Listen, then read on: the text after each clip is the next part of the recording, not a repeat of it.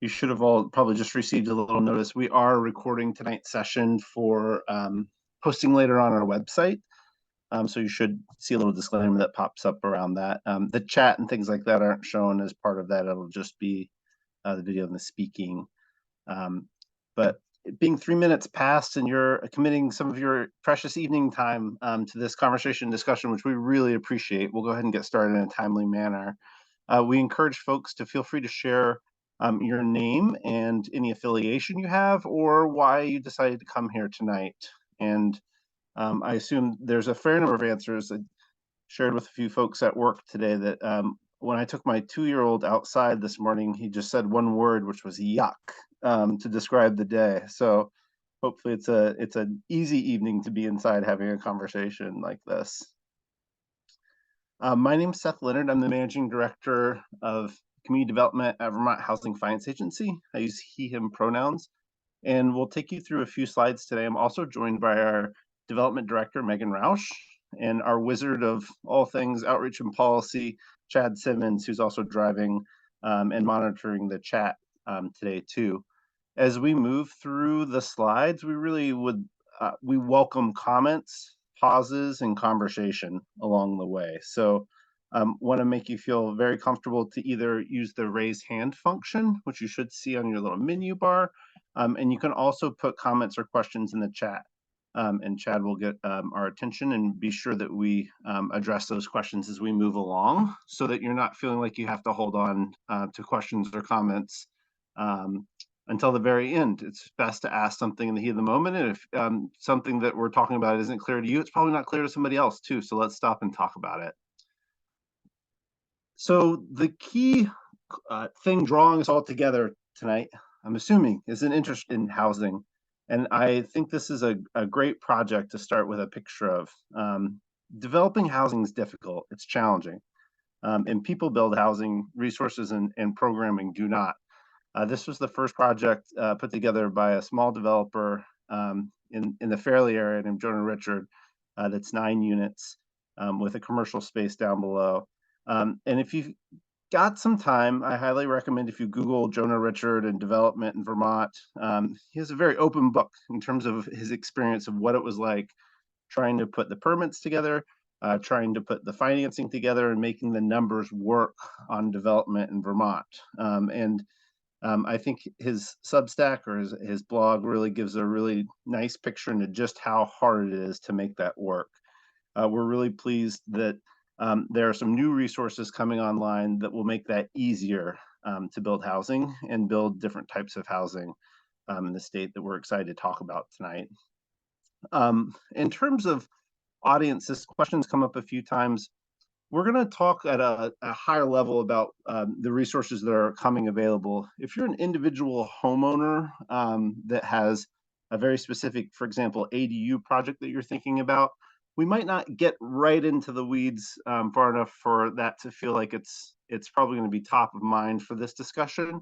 But I encourage you still to hang in there and continue those conversations, and we'll be making direct connections with individuals that have interest in trying to help you find resources to be able to explore what your specific needs are. Developers and people who've been exploring putting together multifamily deals will probably find a lot of really directly related content, but I want to make sure to call that out. So in terms of what we'll do this evening, we'll do a brief introduction of what we're seeing in the housing markets, some general reflections, including what we're seeing for costs right now. And then we'll think about where the resources are really hitting needs and where we're hoping to hit some new needs or expanded opportunities with new resources coming online. And then we'll talk about the eligibility of projects and the timeline for new funding coming online. Like I said, I hope we can weave in your questions, comments, and thoughts throughout the session as we move through the next hour and a half. But we'll also be sure to have a nice healthy pause at the end to see if you've got any questions. So in terms of Vermont Housing Finance Agency and VHFA, and another thing is do not let me, we always say, put $1 in the swear jar if you ever use an acronym without saying what it's for. So I'll try today to spell out all the words anytime I use an acronym, but even VHFA, right? Vermont Housing Finance Agency as a starting point. We've been around since 1974, quasi-governmental agency. And our primary job has been to leverage tax-exempt bonds to fund and finance the development of affordable rental housing and also homeownership opportunities for low to moderate income Vermonters throughout the state.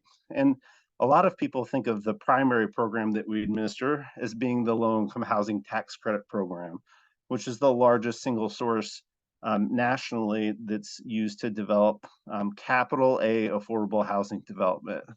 So largely focused on supporting households at or below 60% area median income. And we'll talk about what that means in just a moment. But deep affordability, we've historically focused on trying to ensure that at least 25% of the units that we finance or fund are targeting Vermonters who are exiting homelessness, and try to serve a number of other policy goals with the use of those funds. So historically, we've been doing that since 1974. And here, there's a few projects spread across the state: New Avenue in St. Johnsbury, Bellows Falls Garage in Bellows Falls, Lincoln Avenue or Lincoln Place in Rutland, St. George Manufactured Home Community, a cooperative that we finance, and a great homeownership project in Winooski with Champlain Housing Trust. In terms of our historic resources, they've been focused primarily again in that sub 60 AMI level. And what we've seen is an expanded focus, and we think a really hypervigilance about the impact that our current housing market is having on our state writ large. And that's impacting all income levels right now. So historically, Vermont's over the last decade added to our housing stock at a rate of about 0.06% per year. That's very, very low. And that's been a historic under production of housing that's occurred in Vermont really since the 1980s.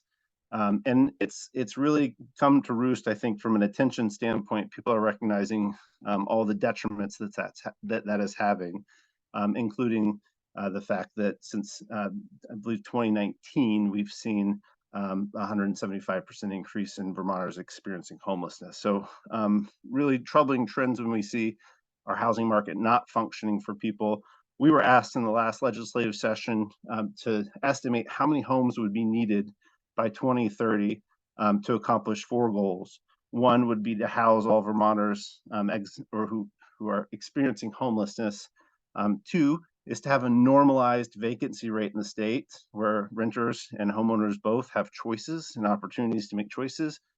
We have effectively the lowest vacancy rate in the entire country right now from a rental perspective, and one of the lowest from a homeowner perspective too. And the third was to allow for in-migration in the state, for the state to continue to have a healthy influx of people.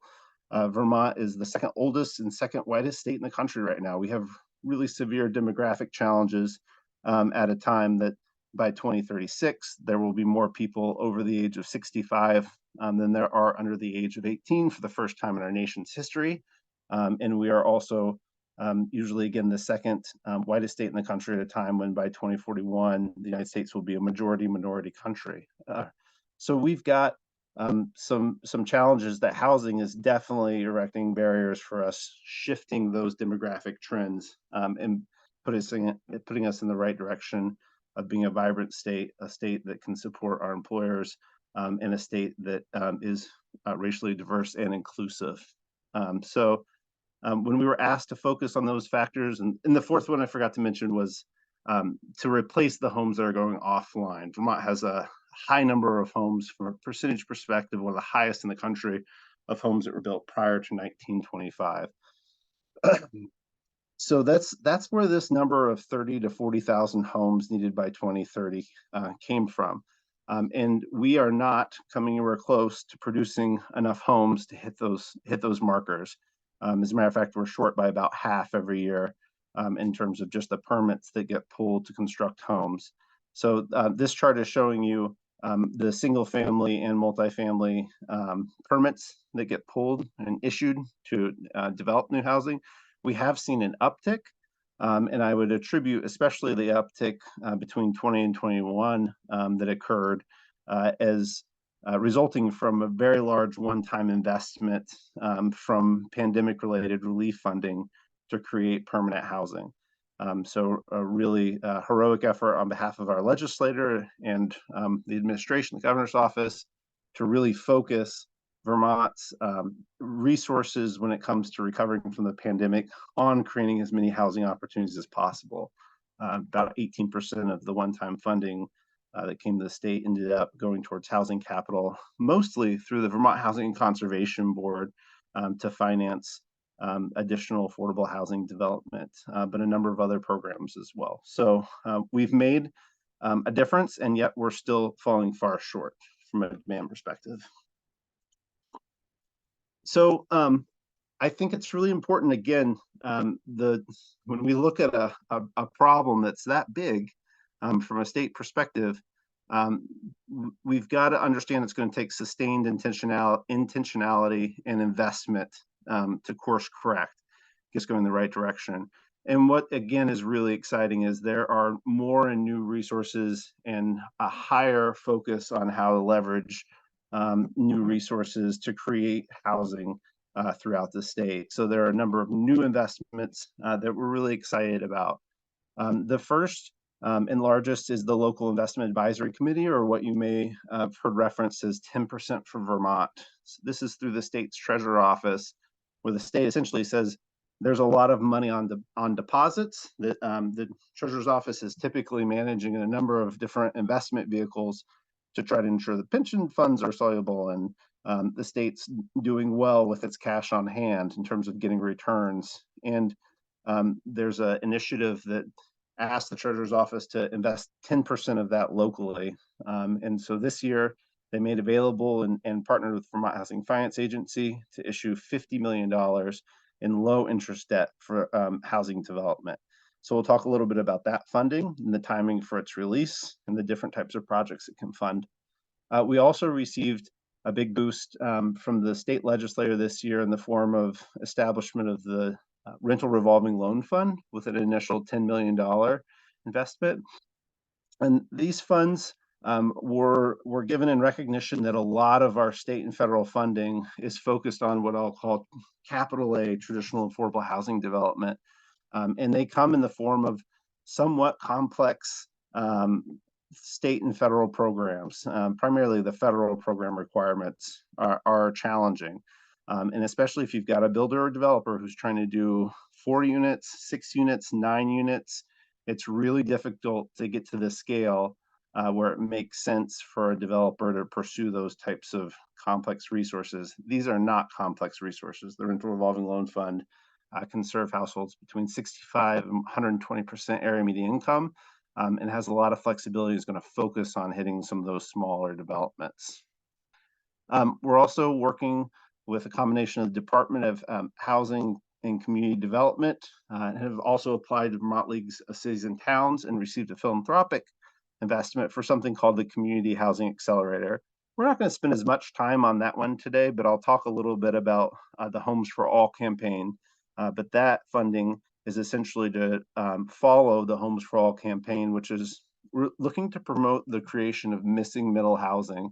This is small infill in communities where there's a lot, even a homeowner who's looking to add on a unit or two or seeking to do a smaller scale development that helps infill housing opportunities in a community. And then finally, for those of you who do work in the traditional affordable housing development, low-income housing tax credit projects that are using home fund, CDBG funding, the Vermont Housing Investment Fund is something that VHFA built with partners in 2021. And since that time, we've been able to add new money to it. We're now at about 17 million in total funds raised from employers and state and federal funding resources. And we're happy to announce that we have $6 million in new funding to do gap loans for those deeply affordable developments that are also focused on Vermonters exiting homelessness as well. So a number of new resources. We're going to pay most of our attention this evening to those first two, the Local Investment Advisory Committee and the Rental Revolving Loan Fund, because they're very new, and the Community Housing Accelerator portion is still in development, but we'll talk about the program it's supporting. So I've already used the terminology tonight, affordable, and affordable housing can be defined in my mind in two different ways. The first is capital A affordable, and to me, capital A affordable is most of our state and federal programs, be it rental assistance or when we're using subsidy to construct housing, needs to target households at or below 60% area median income. And this is a statewide chart, and I believe we've put in the chat a link to this chart that you can access that gives you an idea of what the different area median incomes look like across the state. So Capital A Affordable has historically focused on this 60% and below. Occasionally it can go up to 80%, but primarily we're looking to hit really deep affordability, serving households at or below 41,200 for a one-person household with comparable rents. Lowercase affordable. So if I'm using affordable, thinking separately from state or federal resources, is that really nobody should pay more than 30% of their income for housing, right? And what we're seeing today in today's construction environment is it is not possible for a developer to build housing for households between 80 and 120% on a consistent basis. It's very difficult to build housing and be able to charge the rents that are needed to actually support those households that can't be served by traditional subsidies, and that's been a real stress. So you'll hear me reference middle income, and when I do say that, I'm speaking about those households that aren't eligible for those typical subsidies. So we'll say between 60 and 120% area median income. And when we talk about traditional affordable housing investments, it's that 0 to 60% area median income. And so if we think about those renters who, again, are making too much to take advantage of those subsidies, this is just a boiled down chart, right?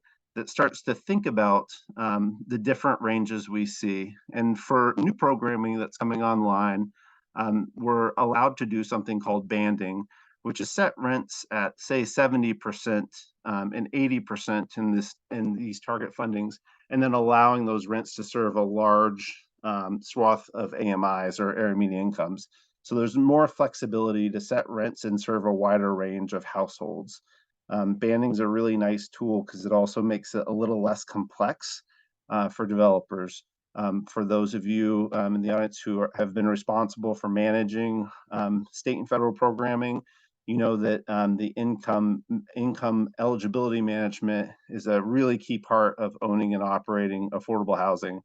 I'm pleased to say that some of the new resources that are coming around that will allow us to serve a wider spectrum of households also come with fewer restrictions that you've got to so closely match the rents to the household that's moving in. So that'll provide some nice flexibility for folks, but it gives you an idea of now who could be served by some of the new resources coming online. When we think about what types of investments that these programs will be able to support, it's a wide range of potential stages of development.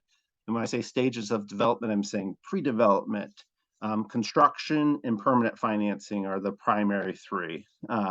So pre-development is the stuff that you're doing before the building actually goes to get financing and goes to get across the finish line. It's the site preparation and exploration you would do to ensure that it's environmentally good site, and maybe explore if you're having to do utility work or other types of things to activate the site.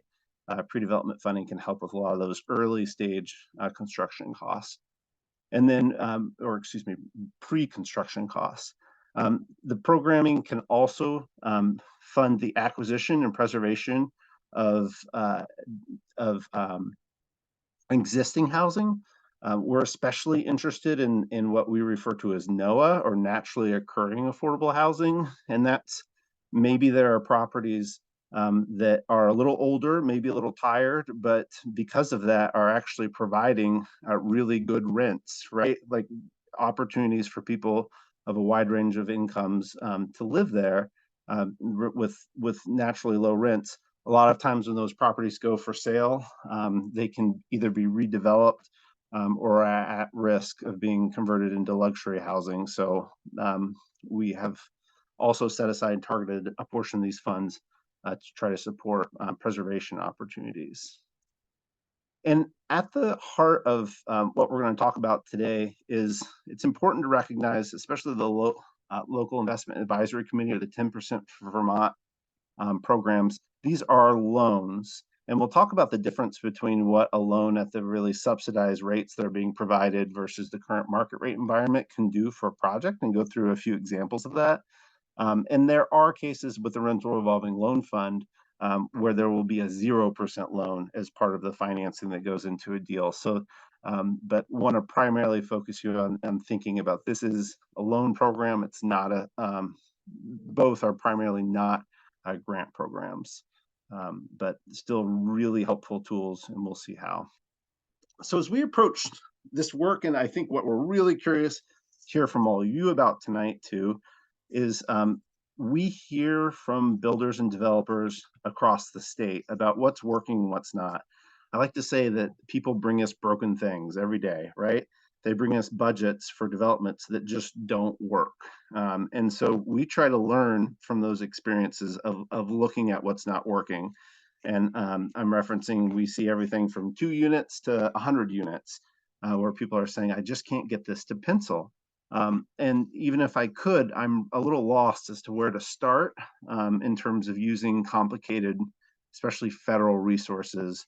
Maybe I don't have a 20-year history of doing that. Or, well, this penciled 2 years ago, but because of where development costs are all of a sudden in interest rates, it's just not working out. So we hear that a lot. And a focus of ours as we've done these outreach meetings is to really try to test our thinking against what you're experiencing, or what you think the gaps are in your communities.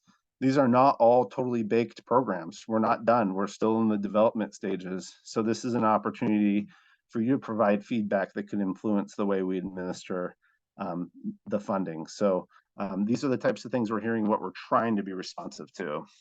When people are telling us that things aren't penciling, that's not surprising. So I don't like putting up old data, but I'm just going to tell you right now, this is old data.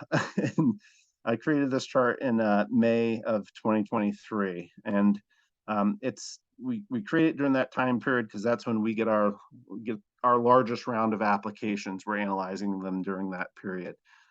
Between 2018 and 2023, we saw a 78% increase in the cost to develop housing, a 78% increase. I probably don't need to tell you that the incomes in Vermont did not go up by 78% in that same time period, right? So developers and builders have faced unprecedented. It's been used a lot, I think, in our society over the last couple of years, but the way costs have increased, if you talk to people who worked in the industries in a long time, has been really challenging. And again, it just makes any project very difficult to be able to get across the finish line. And the reason I tell you that this chart's outdated is because we are regularly seeing projects come in now well over $500,000 per unit on development costs. And that's for both single family and multifamily housing. We also just wrapped up awards for a starter home program, essentially. And the cost on the homeownership development side is also very, very high. But these are double loaded corridor buildings, oftentimes between 24 and 40 units, and have some efficiencies, but are still hitting very high cost increases. And it's primarily due to a combination of material and labor availability is what I'd point to as the two primary factors. It's really has little to do. There are a few things that the developers themselves can actually control in that environment. They're subject to market forces that are very complicated, especially when it comes to materials and labor. So that's what developers are facing out there. And I mentioned this, but just our state really rose to meet the moment, because while those costs were increasing so much, we invested 18% of the over $1 billion that came to the state on housing. And I'd also just point out that the water, sewer, and wastewater infrastructure also really support the development and creation of housing in our communities too. So some terrific investments that helped us offset and weather those really high cost increases. And again, a lot of the funding that went into housing flowed through the Housing and Conservation Board during that time period. And their team really worked hard with partners to find ways to offset all of the market pressures they're facing to continue creating housing. But at the same time, as we've done this in our portfolio, the average amount of debt or the average percentage of a project's total development cost that's being covered by loans right now is 3% in our last year's round of applications. And that just signals to you that we're having to put a lot of subsidy in to make deals work.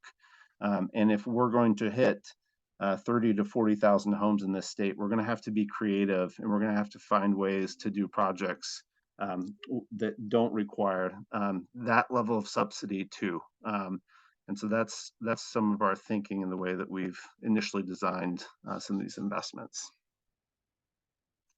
So let's jump in and talk about the programs themselves, the funding sources themselves. So starting off again with a $50 million pool through the Local Investment Advisory Committee, or again 10% for Vermont funding. So primarily low interest construction and permanent debt. So funding that could go in as a construction loan and then convert to permanent debt. For most projects, the available interest rate will be between 2.5 and 3.5%. That could vary a bit, and frankly, we're still working with the Treasurer's Office on rounding out details of exactly the way those rates are going to look in the end. I'll show you the difference between what that looks like today, but most of what we're seeing in terms of interest rates on multifamily development is around 18%, or excuse me, 8% right now coming from banks in terms of an interest rate. And the difference between what a project could borrow today versus what they could borrow even 4 years ago when rates were more like 4.5 or 5%, it's decreased a project's typical borrowing capacity by 30%. So if you could have taken $1 million loan out 4 years ago, today you could only borrow $700,000. The terms will range from 18 months to 15 years, and all amortizations will be done at a 30-year amortization. And that's really nice too, because a lot of, if you're doing short-term financing with a financial institution or a bank, oftentimes they're going to try to match the term and the amortization. So you might see a 15-year term with a 15-year amortization. In this case, we would do a 15-year term and then have the loan payment balloon at year 15. So there would just need to be a refinance that occurs. If you're a traditional affordable housing developer, there are cases we can go up to 20 years with this funding, because we know if you're in that space, you're thinking about the investors that you've got to bring in to purchase the tax credits. There will be an opportunity to go a little longer for traditional affordable housing developments. We would really like to partner to the extent possible with Vermont banks with this funding. And what that looks like in a lot of cases is the LIAC funding, or Local Investment Advisory Committee funding, may only comprise 50% of the total debt being issued for a particular project, and then a bank would provide the other 50. We're happy to have those negotiations with you, or also directly with your lender, if that's helpful. So if you've been discussing financing a project with a bank, putting us together to have a conversation with a bank is a great next step and a great first step to start a conversation. And then there's different categories of use that have different timelines for deployment that we'll talk about in a few minutes. But I want to start first with just Local Investment Advisory Committee. Think about it as low interest construction permanent debt. And by and large, this is what we would call first place debt, or the primary loan that goes on to a project for development. The Rental Revolving Loan Fund is a GAP program. And what that means is when you're looking at the financing structure for even development of a single family home, there's usually a first place loan. And these days, again, it's hard to borrow all of a project. So for those of you who are either in the rental development field or do multiple home ownership projects, you've probably either dealt with investors or had to put a lot of capital on the line yourself. And this GAP program is, you can think about it as behaving like a patient, low interest, low rate of return investor in your project. So it can also be done as a construction to permanent loan, but the rates for this program can be as low as 0% for priority projects. And when we're thinking priority projects, we're really interested in the extent possible to work with employers or municipalities that have either in-kind or direct investments that they can put into projects. A lot of employers right now are having a very difficult time hiring and are expressing interest in investing directly into projects. So we're seeing some employers go into a project at 1%, right? They're asking for 1% return from the builder or developer. So if you could demonstrate a partnership like that with the project, that type of project will receive a priority. And the other top priority will be underserved and rural communities, communities that have not had a lot of new housing opportunities in recent years. And there are some communities right now where we hear over and over again that the only thing that's getting built is new capital A affordable housing development. So we would consider whether or not a community's had some success in getting middle income housing and or market rate development in their area. So in both of these cases, from both LIAC and for the Rental Revolving Loan Fund, we can serve that broad range of incomes. So focus between 65 and 120% for a lot of the programming. If you're a traditional affordable housing developer, we have a set aside for those developments too, to the extent that they can carry debt. But there's a wide range of housing needs that can be met here. For the Rental Revolving Loan Fund, there's also a maximum on a per unit basis. The investment won't exceed 35% of the total development cost, or if you're targeting households between 65 and 80% of area median income, $125,000 maximum, or $100,000 maximum if you're targeting between 80 and 120%. So we would do whichever one of those amounts is less, 35% or those caps.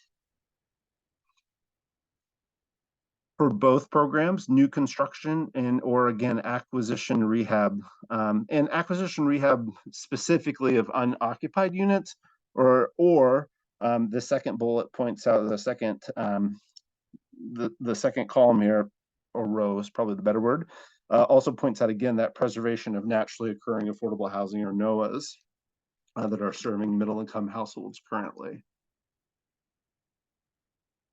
In terms of the investments and types of projects, we are making investments on a per unit basis. So when you look back at this 125 or $100,000 cap, you could have a 10 unit project and you could say, I want to do market rate for 7 of the units, but for 3 of them, I'd really like to hit this lower income that I might otherwise be able to serve with rents. So you could come to us and say, I only want to do 3 of the units as program units, and that would be okay. And we would just size the subsidy based off of the number of units that you were hitting these income targets with. And we are seeking projects that no fewer than 25% of the units should be program eligible or should be targeting those lower incomes. So I want to put this chart back up because I thought it might be helpful just to show what's happening on the development cost dynamics and trying to serve different households, what it looks like for a developer really trying to get this to pencil. Okay, so this is that same income chart that we looked at earlier. So I'm going to go to another page, but I really want you to think about what it looks like in terms of the income served at 60 and especially 80%. So if you look at that 41,200 for one person, the 47,100 for a 2-person household at the 60% AMI level, and then moving up $55,000 a year in income for an 80% household. And if you had 2 people, 62,900. And then if you go over to the next column, you'll see max gross rent affordable.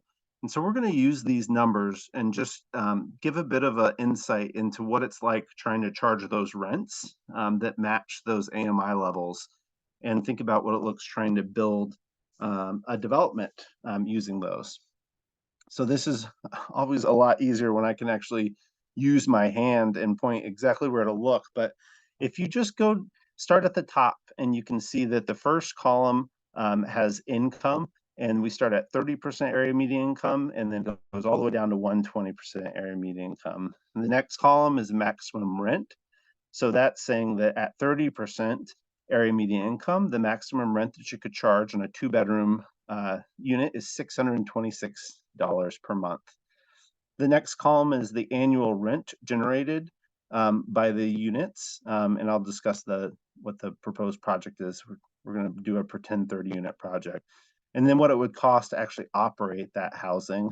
And then the final column covers the debt capacity, which is how much could you borrow to build this building. And the building we're talking about is a 30-unit building in Washington County, and it's all two-bedroom units. Keep it nice and easy. So 30 units, all two-bedroom apartments in Washington County. And let's go back in time a little bit, and let's pretend like development costs were a little bit lower, and the building cost $12 million to construct.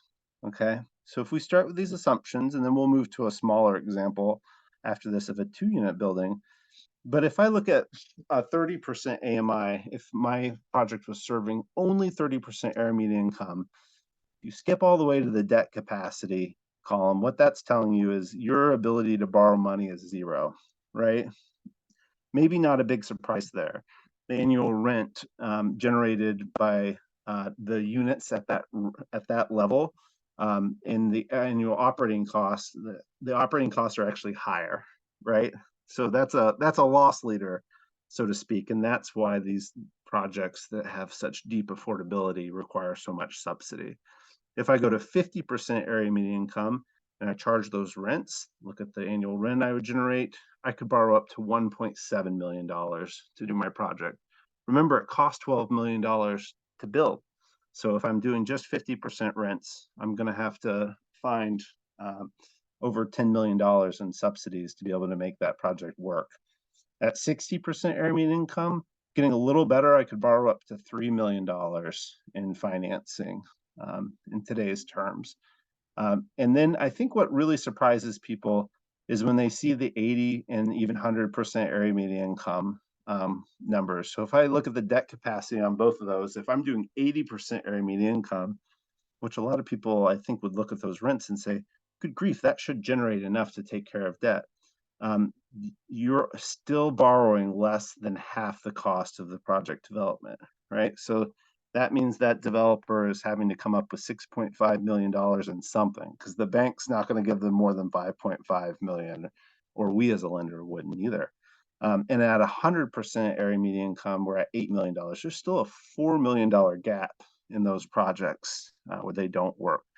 And I think seeing this cost dynamic play out, if you're a private developer owner, you're probably looking at those annual operating costs and say, I could probably do better than that. That's true. You may be able to. This is based off of housing where there's oftentimes some services included and some other items, but it's not far off. And we're seeing it's not unusual for us to see a doubling of insurance costs occurring across the industry right now, and it's really difficult to hire people. So operating costs have been going up very quickly as well.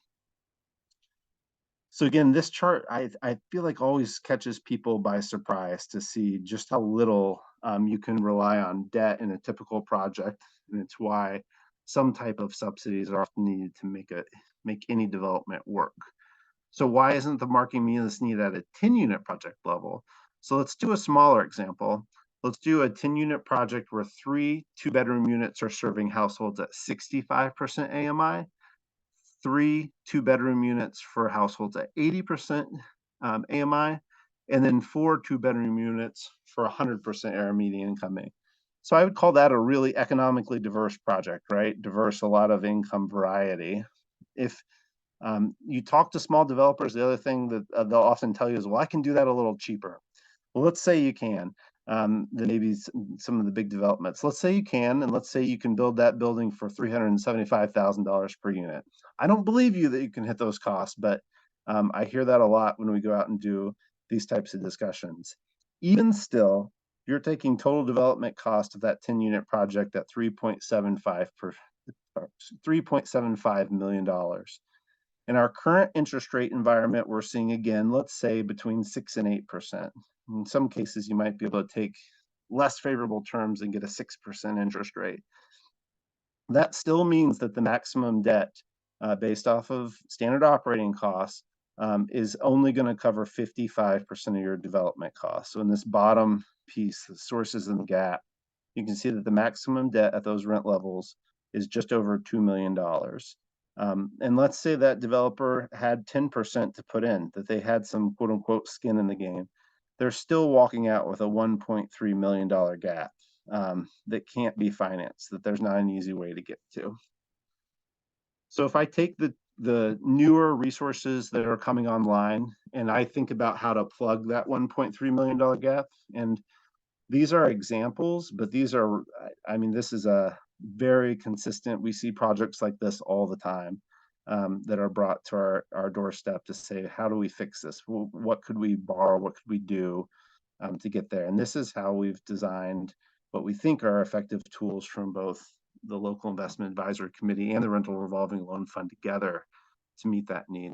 So if you're at a $1.3 million gap on that 10-unit project, you've got all units that are eligible to receive subsidy, the LIAC at 3.5% instead of the current interest rates at 6 or 8%.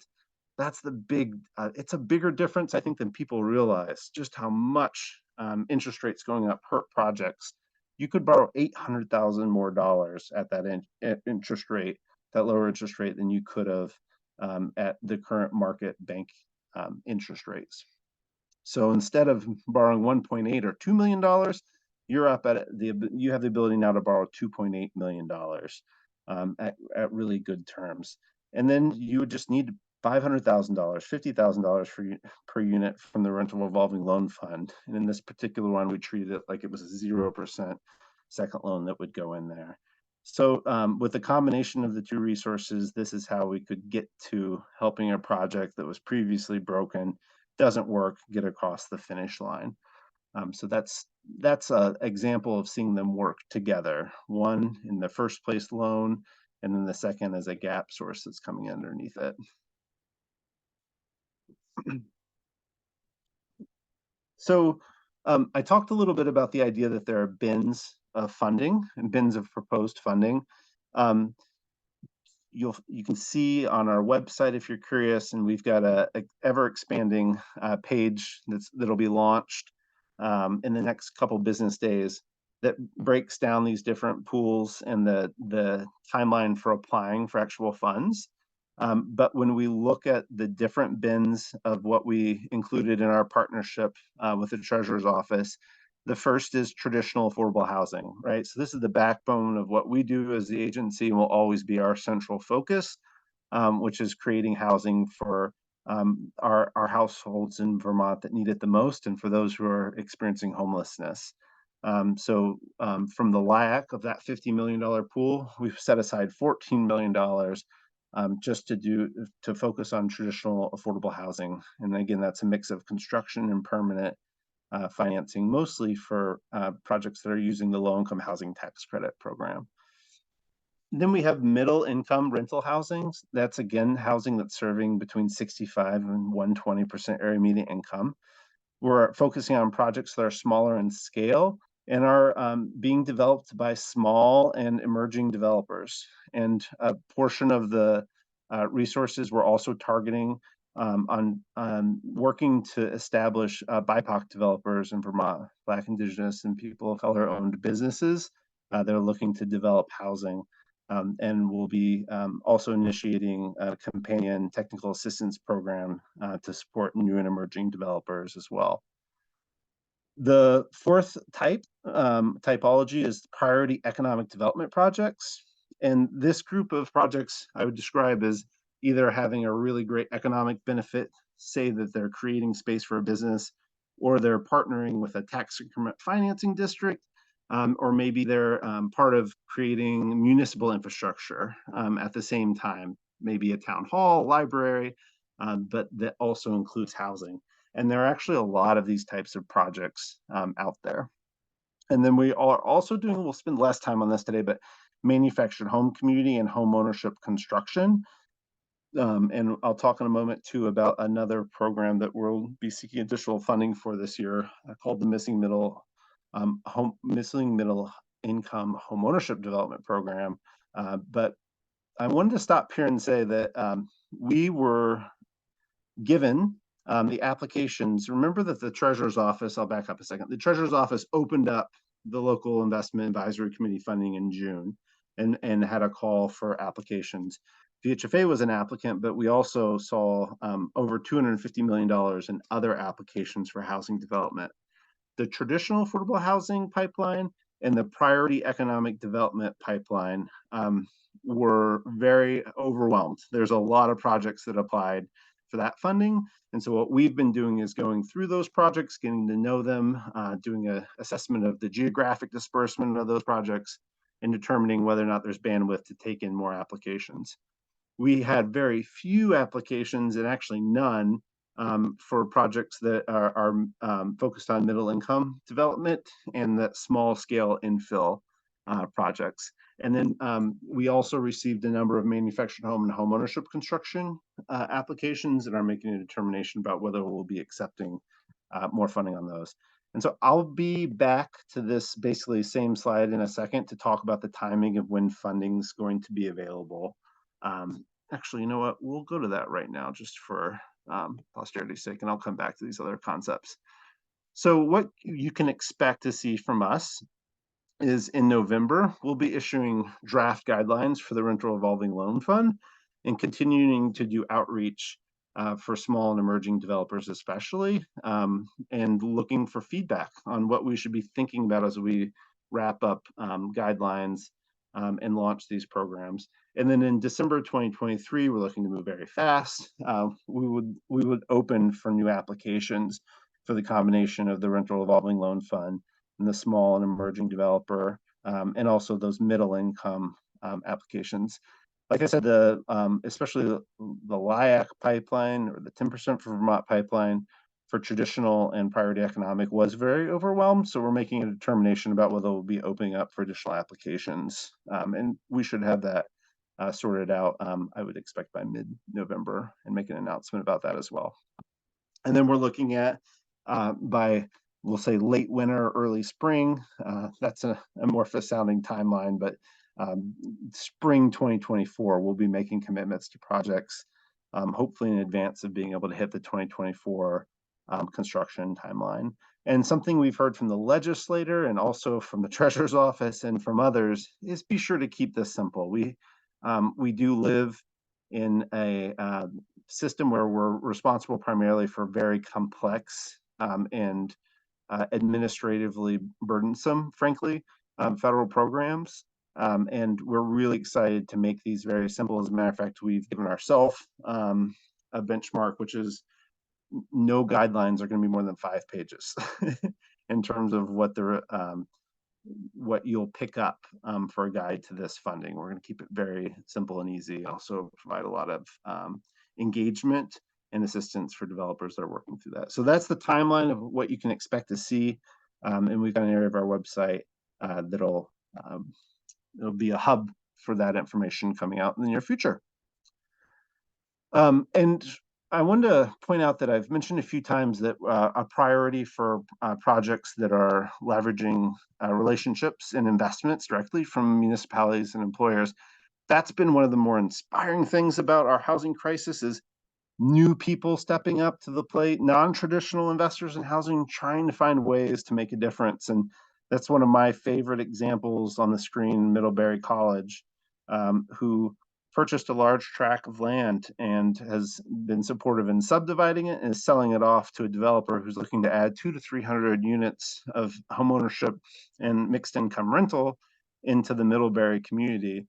And the college, I think, really deserves calling out because there's no assurance that Middlebury staff are going to get a direct benefit from this. There's no agreement that gives them a right of first refusal in any of the units. And I think that takes a lot of courage because they're basically saying, we believe that if we invest in the housing ecosystem of our community, that our business and our employees are going to benefit and experiencing that benefit, and that's really powerful.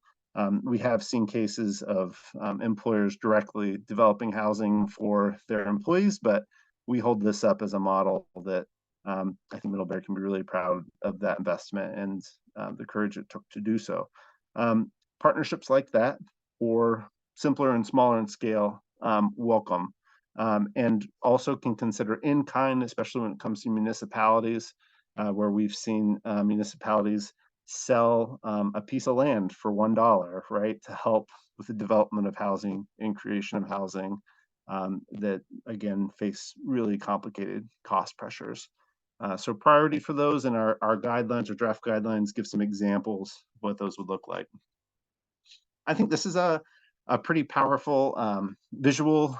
There's oftentimes a curiosity as to what from a 65% AMI to 120% AMI or median income standpoint, who that would serve in the state. And this is from the Bureau of Labor from 2021, our occupational employment and wage levels for some, I think we would all say key members of our employment sector: registered nurses, firefighters, maintenance workers, teachers, automotive mechanics, that actually have wages that would put them over what can typically qualify for a subsidized unit or any kind of rental assistance. But certainly difficult right now to produce housing that's affordable to these wages. From a compliance perspective, initial guidelines have, I'll say, a requirement of at least 10 years of affordability period on projects. And it says lesser of 7 years loan repayment or term of the loan. But any project that borrows the funds, as long as the funds are in the project in the form of a loan, be that a 0% or an interest loan, you've got to meet the income requirements. If in the future that loan gets paid back, even if you paid it back in year 3, you're still on the hook until year 7. And then there's a 3-year annual cap on rent increases after the loan's been paid back. And that means that you can't raise rents more than 3% annually for at least 10 years, essentially. So there's some teeth to the money, right? And there's an expectation that there be a good period of affordability that matches the subsidy level that's going into the project. Another thing that we're exploring, to be transparent too, is VHFA, especially on larger investments, intends to take a right of first refusal on properties. And what that does is, if the property is sold in the future, is it puts us at the table. And if we have resources in the future to put in even deeper affordability and convert properties to a low-income housing tax credit project, for example, in the future, then we would exercise that right of first refusal with local partners and put additional sources in that would probably transition the property into being perpetually affordable, which is the bread and butter again of what we do. LIAC timeline and projects. So again, have mentioned this. We're in the process from the traditional affordable level, the homeownership projects and the manufactured home community projects. Is we're analyzing applications that were submitted to the treasurer in June. We'll make an announcement about both that group of projects, and also whether there's additional bandwidth for priority economic development projects in November. We'll share with folks whether or not there's an opportunity to apply for those funds. We just want to give those projects that did apply back in June a fair look because they worked hard to get those submissions in. And yeah, so more news on that soon. And then we're in the middle of doing, again, small and emerging developers middle income project outreach, and we'll have that application available in late June. I didn't mention here today, because we're engaging directly with the communities about that, but if you do have a project that is in a community that experienced a high level of flood impact from July's severe storm, we have a $6 million set aside of funding to focus on those projects. So low interest loans, and can look at doing some 0% subordinate loans also for projects in flood impacted communities. So you got a question about who that is or where that is, we've actually been watching and monitoring the number of claims and how many homes have been lost in different communities, and have identified those that we feel like the stock has been hit especially bad. So reach out for a conversation about that if you've got more questions. Really flexible forms and scales of projects. Like I said, because of the simplicity of the way these funds can be administered, which is a rarity in our world, we're really able to think creatively. One thing I will say is we are not designed necessarily to be a great direct to consumer for one ADU. That type of what we'd like to do with folks who are interested in doing that is if you've got a builder, we would be really interested in asking that builder if they could do 4 or 5 ADUs, so that if they could do your ADU plus a few more. So we could do one slug of funding to one entity that knocks out 3 or 4 units. So that's just a heads up. If you're thinking, I want to do a very specific ADU thing, we might try to pair you to try to get some scale with a particular builder or developer. So that actually completes what we were going to share for the local investment advisory committee funding and also the rental revolving loan fund. I want to touch very quickly as an update on what happened with the missing middle income homeownership development program. And then we'll make sure to pause and have an open session too. So again, big cheers for the legislator and the administration for stepping up, and we invested in Vermont the largest amount in a one-time investment that we've ever made in the creation of homeownership units. So historically, I'll say that we work on the demand side of homeownership. And what I mean by that is we provide down payment assistance and subsidized loans to home buyers who are low to moderate income. The problem that we've seen over the past several years is there's just no homes for people to buy. And especially if you're using a state or federal program, unfortunately, there are times where that can even make competing in this market even more difficult and challenging. So the solution that we proposed that gained a lot of support was to spend more on actually building homes that are affordable to 80 to 120% AMI households, although we served households all the way down to 60% AMI with this program. And we had a focus with at least a third of the funding as being set aside for shared equity homes. We exceeded that. I'll talk about that in just a second. But these homes, there are subsidies that are in there that are going to be in there for years to come, and that's really exciting. There's going to be more affordable homeownership opportunities for people across the state. And in terms of what we were able to do with that program, we've distributed $22.8 million in funding, and that will support 138 new homes with 361 bedrooms across the state. So similar to what we see on the middle income rental development, it takes somewhere between 150 and 165 per unit of subsidy in the form of a grant or a very low interest loan to make these projects work. And that's very consistent with what we thought coming into this. And we ended up needing about $165,000 in subsidy per home to get starter homes built, or modest homes for households in that middle income range.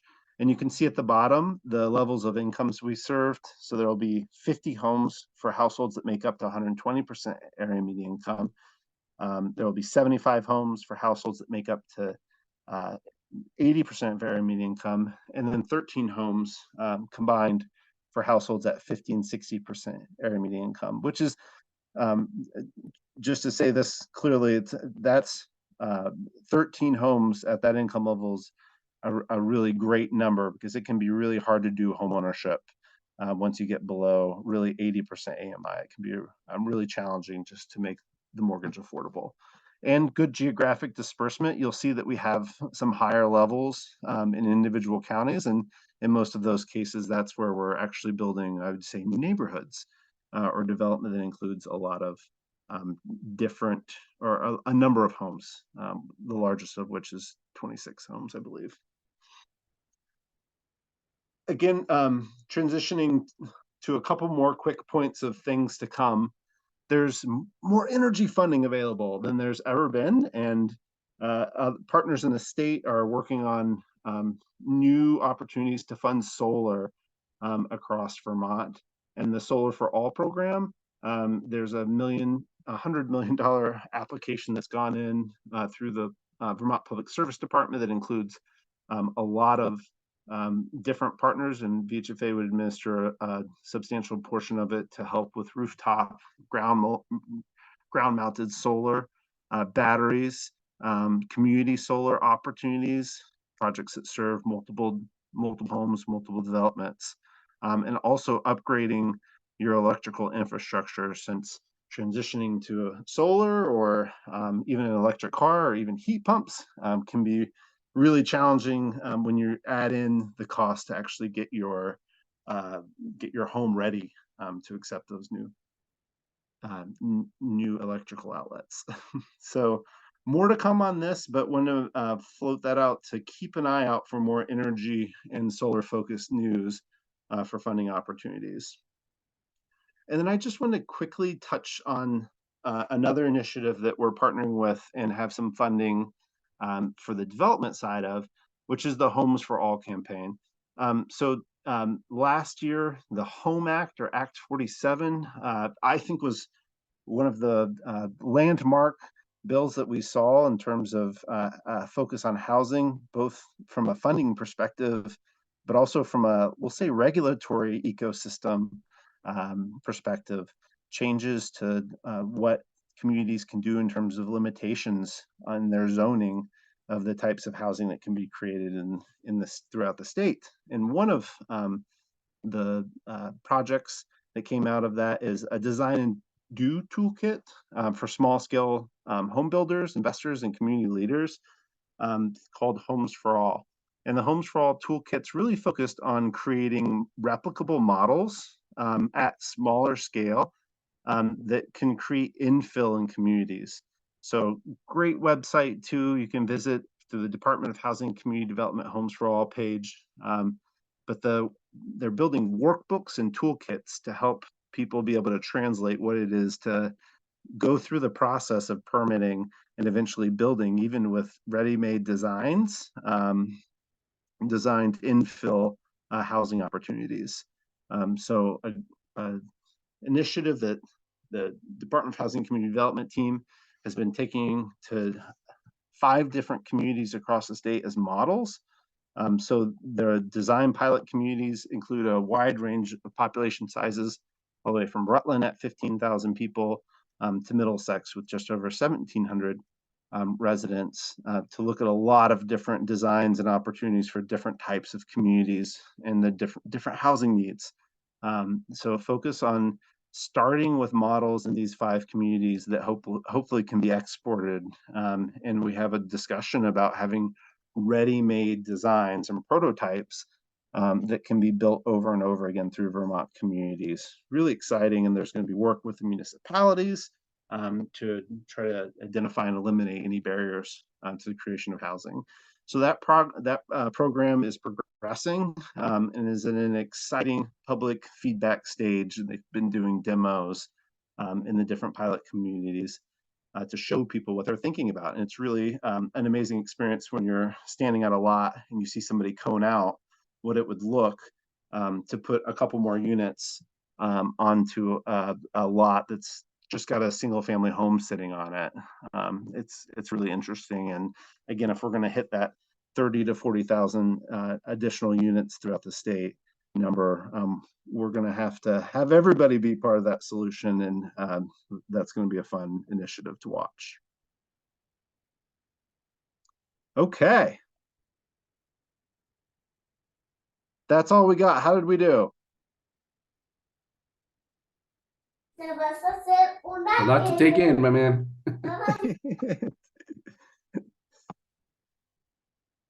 Well, we welcome any comments, feedback. Also, if this isn't the venue for you, you can email either me at sleonard, SLEONARD @VHFA.org, or our development team at development, DEPT at VHFA.org. And I bet Chad or Megan are going to drop those into the chat if they haven't already. And the question of, yes, we're going to question about the slides. Our webpage will include a recording of this session. We'll cut it off when the speaking portions end. And also we'll have the slide deck up there. And then Hey, we're going to, yeah. Stephen Box here in Rutland, city of Rutland, Rutland County. Rutland County, according to the VHFA, Rutland County Housing Assessment, whatever it's called, that was released 2 months ago. Apparently we have 2,413 empty homes in Rutland County. And there are many reasons for this. Some are in foreclosure, some are in probate, some are in decay, some have been abandoned. Some have been taken offline, and the owners have gone to the assessor and said, I'd like to reduce my tax assessment because I'm no longer getting income from the property. I'm just taking them offline. I can anecdotally address this, but we are trying to actually conduct meetings in city of Rutland. It's Partners in Housing. And so it's housers. 85% of the housing stock is mom and pops. And yet the conversations tend to revolve around the institutionalized housers as opposed to how do we engage the mom and the pop. So at our meetings, which include the supporters, which would be property managers, et cetera, lawyers, real estate agents, the trades. The third group would be the wrappers, the wraparound services, whose clients are the ones that are being housed in affordable housing. And the fourth group is the government. So, from the federal delegation to the elected officials at the state level, to our local elected representatives, et cetera. These are the four groups that have been working together because meetings tend to be siloed. So you've got the housers in, one side of Starbucks grousing about the wrappers who are sitting in another side of Starbucks saying, how do we find the housers? And, well, they're right over there. So how do we connect and then simplify the process of either creating housing or just using the existing housing? Here comes the question. Can you join me on Thursday at 10 o'clock, first Thursday of every month? But this particular Thursday, and the reason is, I listen to these. This is my second meeting today. There's a lot of high altitude conversations about demographics and the future, et cetera. But brass tacks, and getting down to brass tacks, is at our meetings, there will be people, like, for example, there'll be a guy on Thursday with 24 units that wants to get them back online. And if I'm the expert in the room, we're in dire straits, but I tend to be the expert in the room.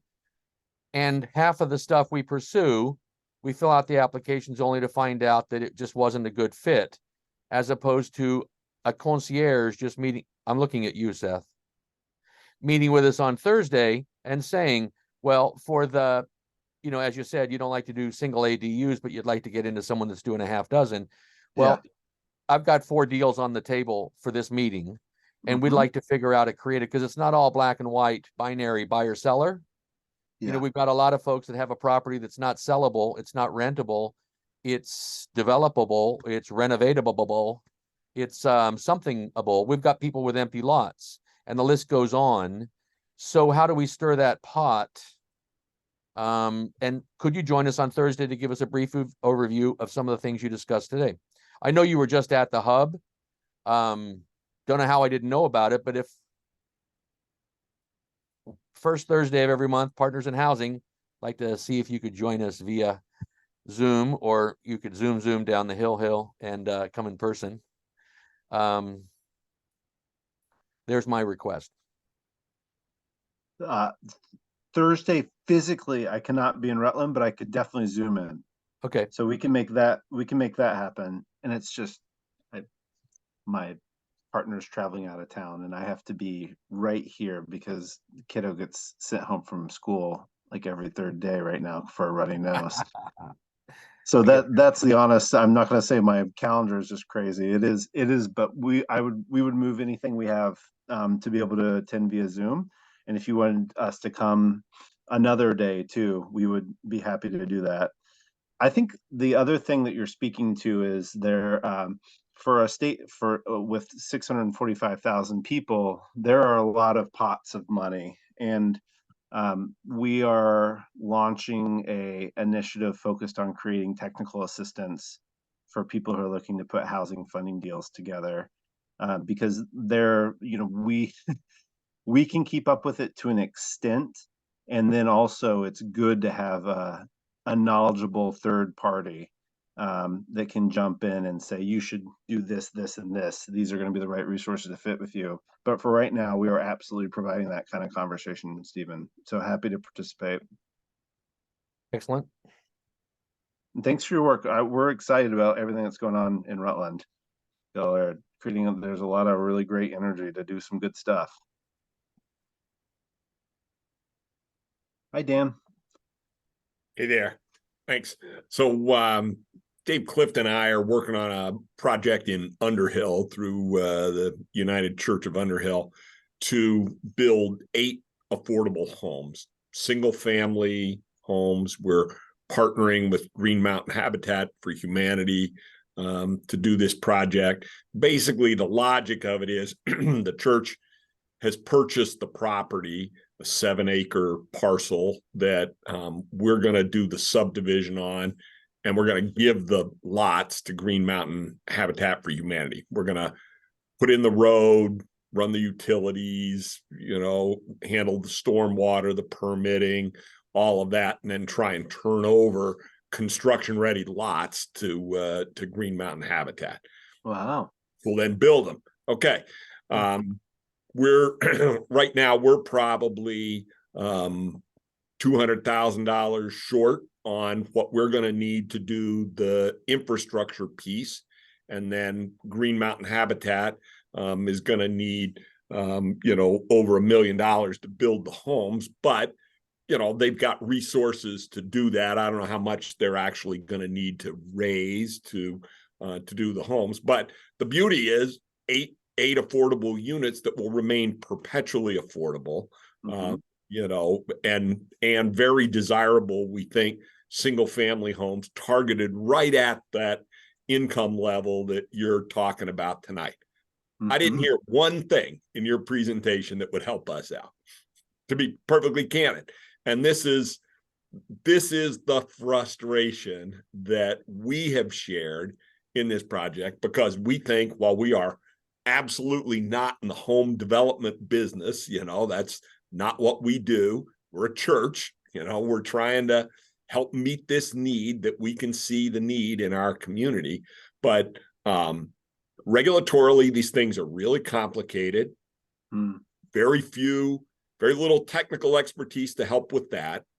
And because it is single family, kind of small scale housing, the programs you described really don't sound like a great fit.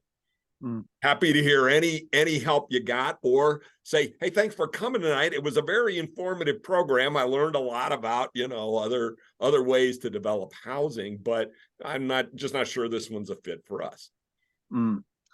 The short answer is, on the home ownership side, what we included in our partnership with the treasurer was $5 million, maybe six.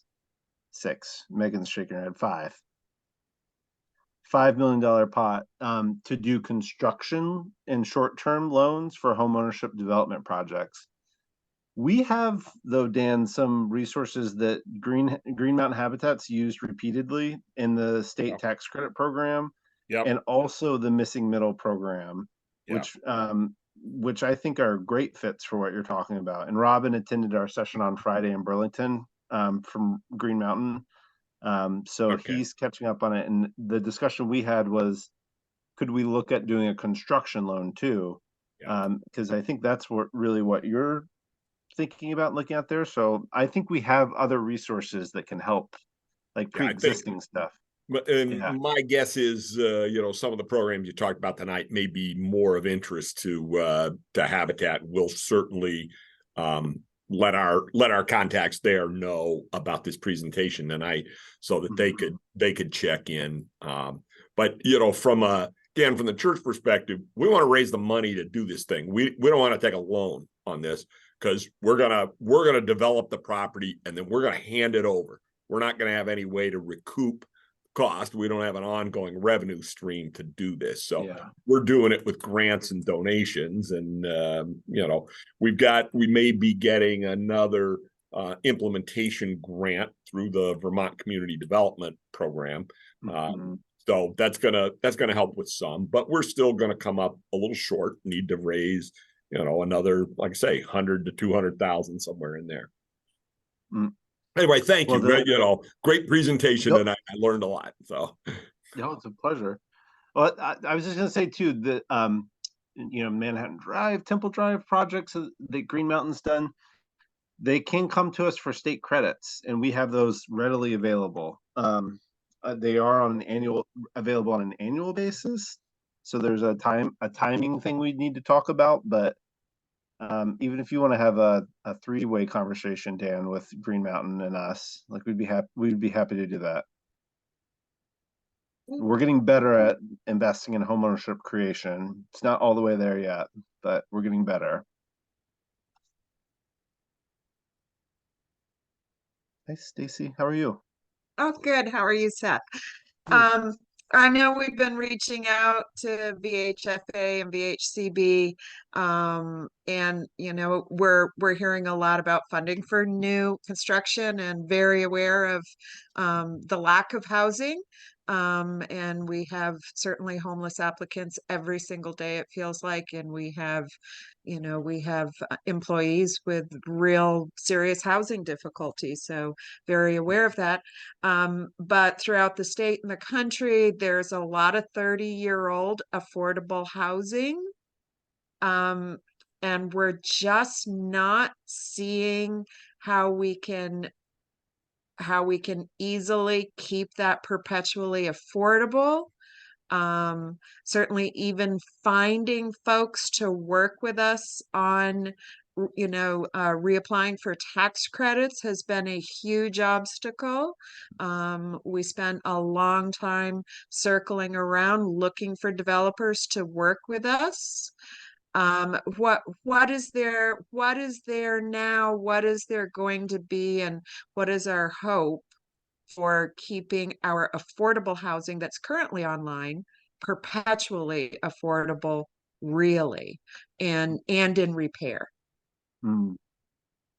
Yeah, I think what's absolutely true is with that huge amount of one-time money that came in, the focus and the charge to the housing development ecosystem was go build new units. And just very transparently, Stacy, it has meant that we have not done the same level of reinvestment that we historically do year over year into existing housing. I don't have, other than to say, on the other end of the pandemic, we are going to get back to doing a steady diet of rehabilitations. We have to. And we have a backlog, frankly, of projects that have said our building is tired and we need some attention.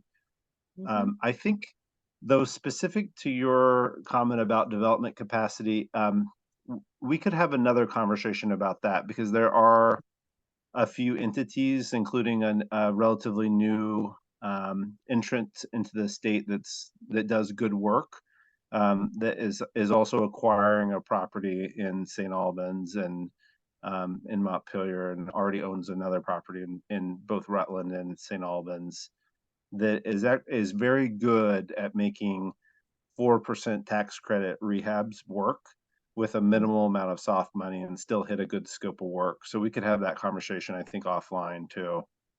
Okay. One more, if I Yeah, can. please. So we did receive a $25,000 grant to add an apartment that would be a market rate apartment to our Franklin Homestead building. So adding a 24th apartment. It did sound like most of this money was really gap money, and I just want to clarify, we're anticipating $100,000 to renovate current commons, storage space, and a piece of common area into one large 2-bedroom apartment. Could some of this funding work for developing this one additional apartment in our existing building. Yes. And I think so. Our goal is to have a very simple application out for you. Yep. And again, draft November, available in December, Okay. to apply for that. So you don't, I would say hold off on, like, for example, doing our full low income housing tax credit application, which is, whew, not a simple. I know. And I've got the day-to-day operation. So yeah, it Yeah. would be a little it would be a little daunting for us to do it while trying to operate as well, Yeah. honestly. I mean, we did, Yeah. example, we did But 2 units up above the East Calais General Store, right? So we can look at those types of small developments. That's possible. wonderful. Yep. And I thank you. Yeah. think Is Rowan had it. Rowan okay? Yeah, hi, it's Rowan. Thank you for the presentation today. Learned a lot.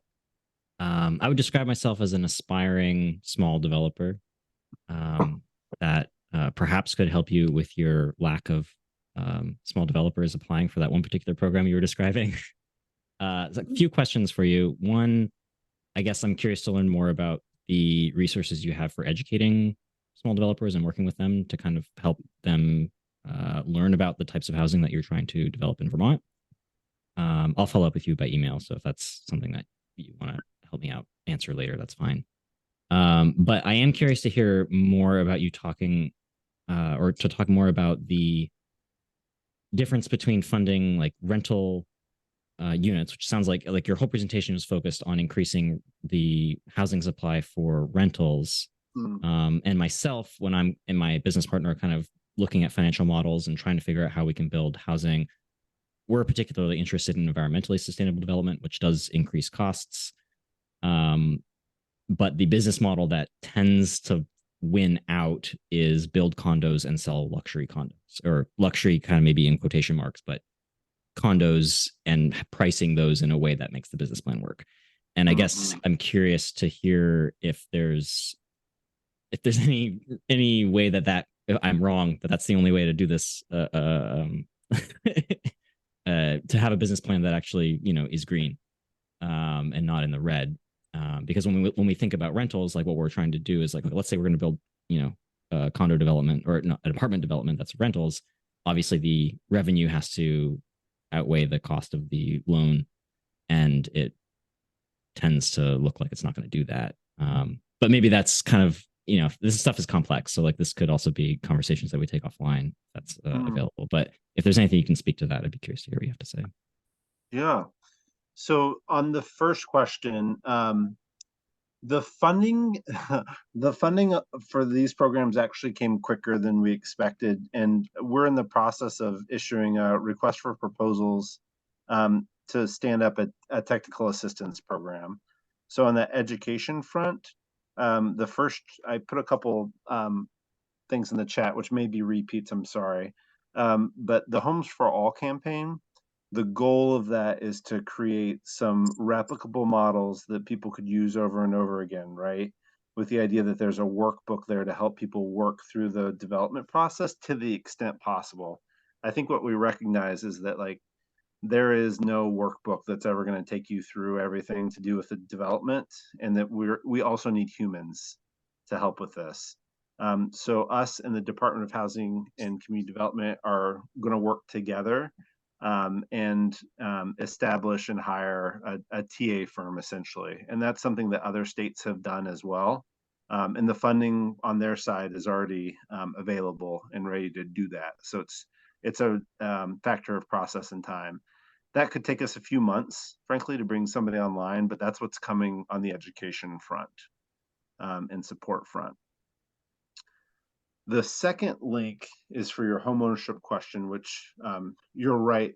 The resources that we talked about today, we can already do subsidized mortgages. We can already do construction loans for developers of homeownership. What you really need is hard subsidy, right, to buy down the purchase of the home. So we think about homeownership as having two different gaps. The first is you are very challenged today to build a home for what it will actually end up appraising for. It costs more to build than it's worth, right? So after you build the home, it's already imbalanced, and you have something we call the value gap. And then beyond that, because of our market being so overheated, the appraisals on homes are coming back, we'd say crazy, right? So even a modest home is appraising for much more than what is affordable to a middle income household. And that's what the Missing Middle program was all about. And it's received a lot of it's been received well. And this year we do plan on making another ask for it. And that means that it could be things go really well. By late spring or early summer, we could be announcing a reopening of that program. We don't have funding for it now, but that is where I would point you for homeownership opportunities, because that's exactly what we did, is basically buy down homeownership units, and we make that commitment before construction, so you know what you're building. You're going to be able to sell it to a middle income household without taking a loss. Thank you. Yeah.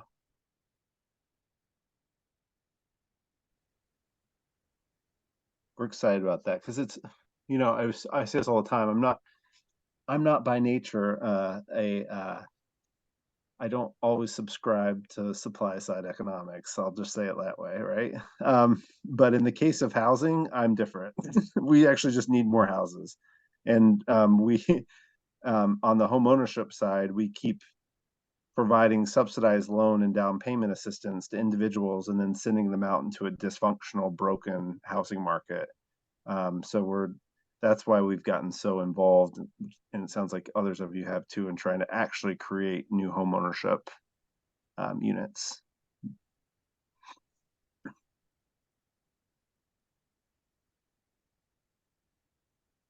We're at 8 p.m., but also if anyone has any other questions, and you won't offend us if you drop off now.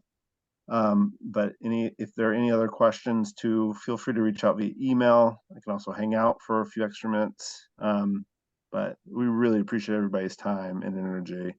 And thank you for caring so much to be here tonight on a not quite lovely evening, but still, we really appreciate that investment of time, and realize that you could be doing something else right now. So thank you. Really appreciate it. Let's build more housing. Thank you all.